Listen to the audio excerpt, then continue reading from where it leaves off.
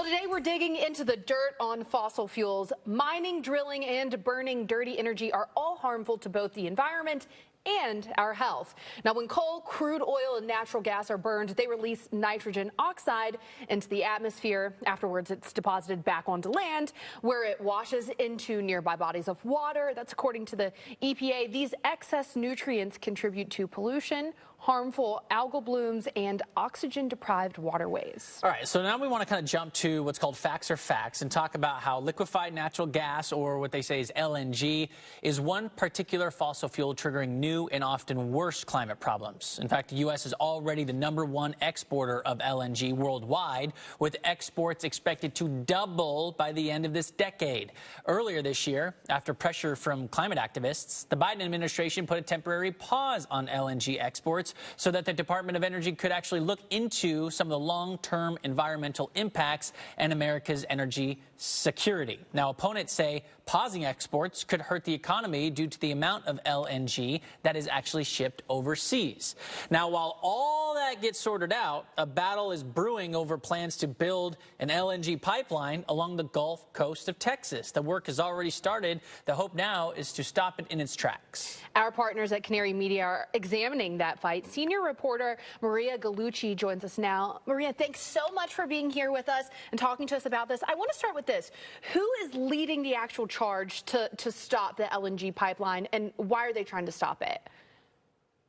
Sure. Well, thank you for having me. So the effort to stop the both the LNG pipeline, or the pipeline that would bring gas to the LNG terminal near Brownsville, Texas, is led by a really big coalition of environmental activists, indigenous leaders, city council members, community residents, tourism operators, kind of everybody who would potentially be affected by these projects that are underway. And so they're really leading the charge to try and either keep construction from progressing further or stopping it from happening.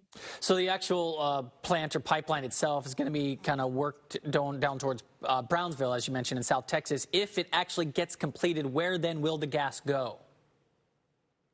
The gas will most likely go to countries in Europe or to Asia. Those are kind of the two main destinations for LNG right now. So construction on the LNG terminal itself has started, one of the terminals at least, and then a second terminal is planned right next door. Okay, so how much coastline are we talking about this pipeline covering, and what impact is it going to be on the coastline where it is? So, sure. So the pipeline would run inland, and then the LNG export facilities would cover, together they would cover about 2,000 acres if both of them are completed as planned. And it's along this stretch of land that is right next to these wildlife refuges, sensitive coastal environments, and also kind of a very beautiful area for fishing and dolphin watching and coastal beaches. So we talked about, the bad, why it's not good for the environment, why it maybe shouldn't happen, and why we should pause it. But let's talk a little bit about more of the folks who actually support it and why the support is there. Can you talk on that behalf? Sure. So proponents of the project say that it would kind of breathe new life into the region's economy. The Rio Grande Valley has some of the nation's highest levels of unemployment and poverty. And so proponents are saying this will bring jobs, it'll bring tax dollars, economic incentives, et cetera, to the region.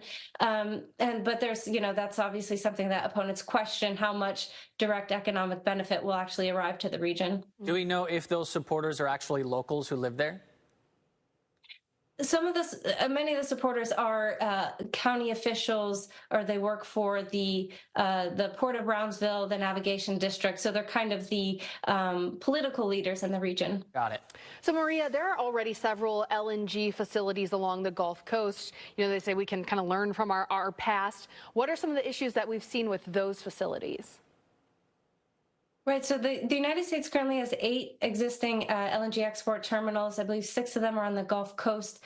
And those facilities have documented levels of extremely high air pollution that can harm people's health, affects the environment. And one of them, the Freeport LNG plant in Texas, had a big explosion a few years ago that really rattled the area. So communities that are living right up against these LNG terminals are already kind of seeing the effects on their health and in their communities. Okay, yeah, not good signs from what we've seen from those already. Maria, thanks so much for joining us. You can also read Maria's story on canarymedia.com. Thanks for having me. Thank you. Appreciate it. There's always like both sides when it comes to stuff like this, right? Economical versus, climate driven, what's happening to the climate, what's happening to the economy, what's happening to the people there, what's happening overseas. What are the risks? What are the risks? Do the risks outweigh the benefits? So muddy. Yeah, so muddy. So muddy.